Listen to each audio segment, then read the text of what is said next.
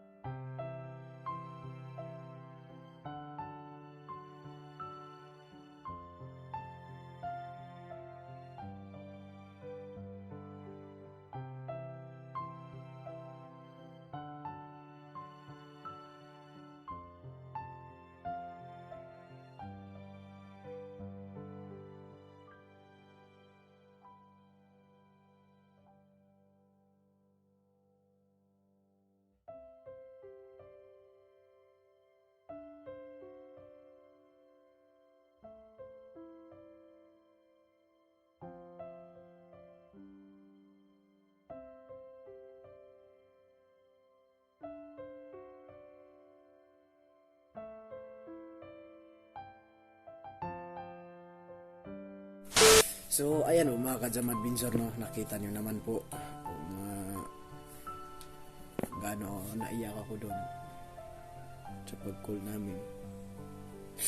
Kasi sa tagal kong paghahanap sa kanya, nakita ko na rin yung matagal kong pinapangarap na mahanap siya.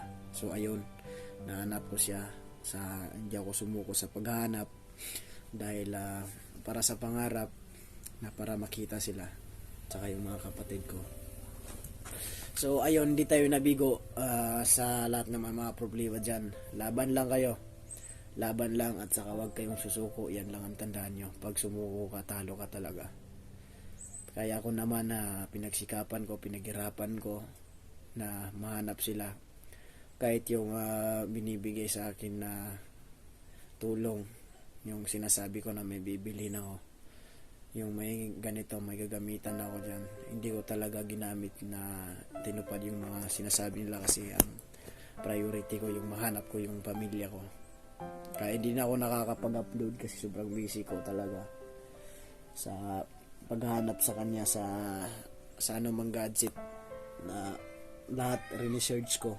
Tapos nag-comment siya agad doon sa bagong sa pag-comment niya, nakita ko ito, sabi na yun yung FB account niya, kaya pinuntahan ko agad, research ko, tinawagan ko, at saka successful po siya po talaga.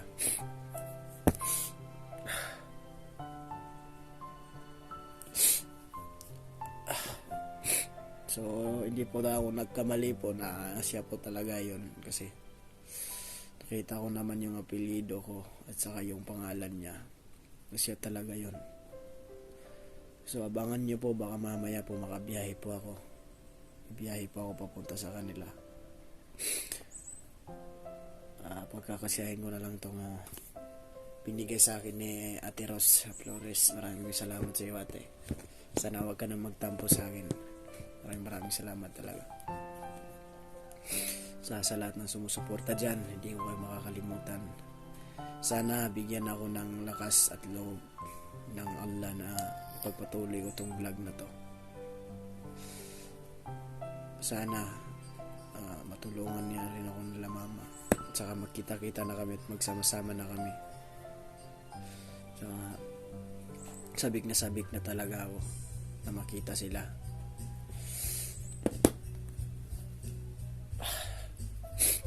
So ayos lang po na gagawin natin ang lahat para sa pamilya natin, no?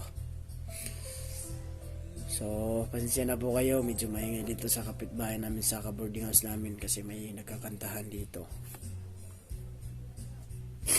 Naiyak lang ako sa kalagayan ng mga kapatid ko doon. Sobrang naghihirap pala sila doon.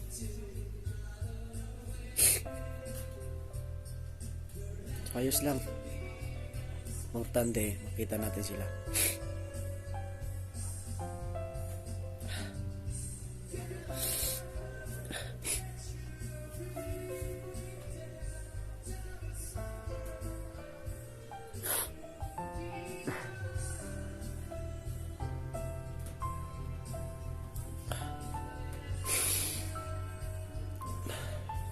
So, hanggang dito na lang po tayo siguro, no. Importante po na may naibigay ako sa inyo na update. Maraming salamat po talaga. And bye bye po. Maraming salamat sa